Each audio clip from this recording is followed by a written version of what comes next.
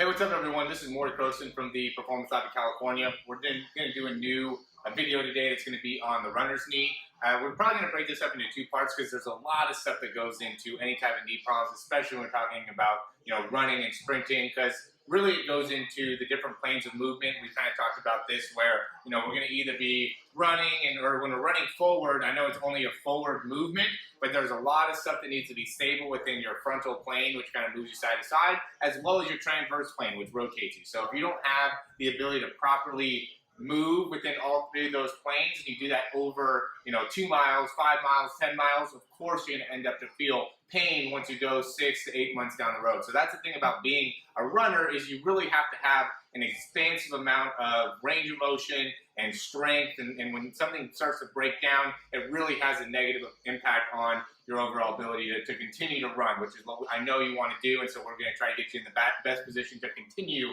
to do that going forward. So to go a little bit more in depth about what is a runner's knee, really it's the inability, you start to lose the ability to kind of bend the knee well and absorb. There's some things that you can go into your mechanics that can think about that, and I think that would be an important thing to start to realize, is that, hey, when I'm landing with this leg, I need to be able to bend it. You don't want it to be super extended, and so what you want to do is have the ability to move in your ankle, have the ability to move in your quads and in your hamstrings, so then all the absorption isn't just hard right in between your tibia, which is the bone here, and your femur. That's primarily what ends up happening, is you just end up just going boom, boom, boom, and you just see that over and over and over again, and again, that what causes that overuse and those problems. So just to give a little bit of anatomy, one of the things that can end up happening is that your tibia can lack the ability to rotate well here, or flex and extend well, and that's really an ankle mobility issue, and also can go into the foot problems. And so that's primarily where we're going to start, is like, hey, look, let's start to make it so you get more range of motion in that tibia, in that ankle. Let's make it so those parts of your body can move a little bit more effectively, because once that starts happening, now we can go into what are some of the impacts above the knee, right? Because that's what ends up happening, is if you have a knee problem, it's really not stuff that's at your knee. Your knee is just supposed to flex and extend. There's not a lot of stuff that your knee has to end up doing in terms of movement, but in terms of stability and control, it has a lot of impact on your whole body. And so you end up feeling a lot of pain there, because your body just kind of disperses the force upwards from the ankle. So if your ankle can't move well, it just, all that weight or all that force that should be getting absorbed at that ankle joint now just goes right up to the knee, which causes the pain. So the primary thing that we're going to work on first is going to be, let's make sure your balance is good. Let's make sure that you can go and stand on one leg and touch the ground. You can go up overhead, and you can kind of shift side to side. Work on some balance, be able to rotate well in that tibia. Okay, these are all things that I know they look easy because I do this a lot.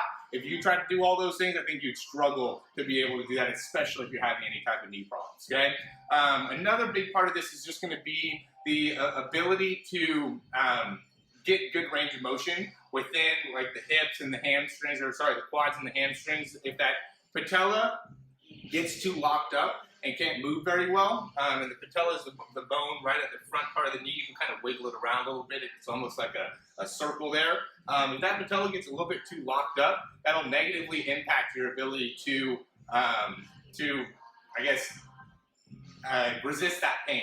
Okay, and how the quads work is that there's 4 muscles here, and all of them connect right above the knee, and then they go right over that patella to secure the patella in place, and then they attach onto that tibia. So a lot of times what is happening is that those quads are really tight. Okay, so what we're going to do is we're going to give you some exercises as well that will help loosen up those quads. And the opposite side of that that's also affected is that your glutes aren't working good. Okay, so if my quads are really overused, my glutes aren't working good, which is going to help me bend my knee and control the activation of the hips during the deceleration phase of your running. Now you're going to be able to, or now you're going to end up having a lot of pressure here, not very much pressure here. That imbalance causes that knee pain. So those are really going to be the primary areas that we'll focus on. We'll do a bridge to help you get that glute activation going. And then we'll also do a quad stretch to release there. And then we'll give you a couple exercises for your ankle and for your foot to make it so we can get some strength there, some mobility there, get a little balance. And that'll be really the first part of solving this problem. Then we'll start to go into some more of like the planes and how we can get more stability of the hip, because that's also ends up being a big part of it. because it's not a simple fix here, right? What we don't want to do is we don't want to say, hey, look, do a couple of these exercises, just very general, and if it works, then great. If it doesn't work, then whatever. We want to be very specific and, okay, this is kind of a good little program to start implementing, and I would do this daily. Whether your knee hurts or doesn't hurt, this is preventative stuff that you can do if you run on a consistent basis. That'll make it so you resist any type of pain down the road. So again, I think it's a very effective way to get rid of any type of knee pain that you have, or resist problems that you might incur as a runner. Again, I mean, this membership I think is going to be really cool as we continue to do this. We're starting to go a little bit more into how can we help the general public. I know a lot of things that I've been talking a lot about corporate wellness. It's something that we've really been trying to target recently, is because there's so many people that are just misinformed about how to keep your body healthy, how to make it so you can stay in good shape. Even from a dietary perspective, what type of things are good nutrition, good things to put into your body. And we want to be able to start to make an impact there. And I think with the objectivity of what we're looking at, really gives a lot of good information into what are the most effective ways to treat pain and also keep you healthy and keep you in good shape. So that's what we're going to continue to do within this membership page. Also, check out our YouTube channel. We have a lot of cool stuff there for speed, for running mechanics, also for throwing mechanics. There's also really cool things there. We have some exercises as well. And then if you have any questions, please email me. My email is Morey, M-O-R-E-Y, @yourperformancelab.com. As always, thanks for being a member, and we will see you soon.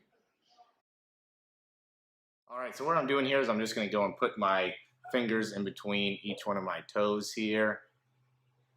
Okay, and then from this position, I'm just going to go and I'm just going to move my foot all the way around. I'm just kind of locking it into place there at the ankle. Okay, and trying to make sure that that ankle joint's not moving too much with my hand. Okay. All right, so here we go with the couch stretch. So what we're going to do is the focus is you're going to put the foot up onto like a chair. You can go like a couch. You can even do like a wall. You just have to put the foot a little bit more up there. And so what's happening is I'm going to try to really shift my hips forward. And as I'm doing that, I don't want to get too much into like an extension with my back. I want to really keep my back nice and aligned and really just push my hips forward from there. So I'm almost trying to drive with my hips. I can squeeze my glutes. I can squeeze my hamstrings to make it so it really intensifies the stretch. And I can feel it all the way down through the front part of my quad and even into my upper hip flexor. All right, so these are just balance exercises. So we're going to go with one leg down, opposite foot's going to go, touch the ground, come back up. Touch the ground, come back up. Just trying to stay nice and balanced. Okay, then from there, we'll go 8 to 10 on each one of these, and you're just going to go and try to shift as much as you can here. Okay, then we'll take one foot, put it behind the knee. All right, so we're going to start with our heels pretty close to our butt here, and then you're just going to lift up your hips. When you lift up your hips, we want to make sure to keep those hips as even as we can, especially when you lift up one leg. Okay, so I don't want to allow one of my hips to drop. I want to keep everything nice and even facing upward. And then I'm just going to bring my hands right up above, try to maintain that hip position. Also try to maintain good breathing, try to relax those shoulders. Hey, thank you so much for watching this video. I hope you really enjoyed it, and if you did, you can subscribe down below, and that way you can get updates on any of the new videos that we get. Also, if you want to, you can check out some of our other breakdowns for speed and throwing. We have exercises, also jumping mechanics videos, a lot of great stuff within our channel. Hope you enjoy.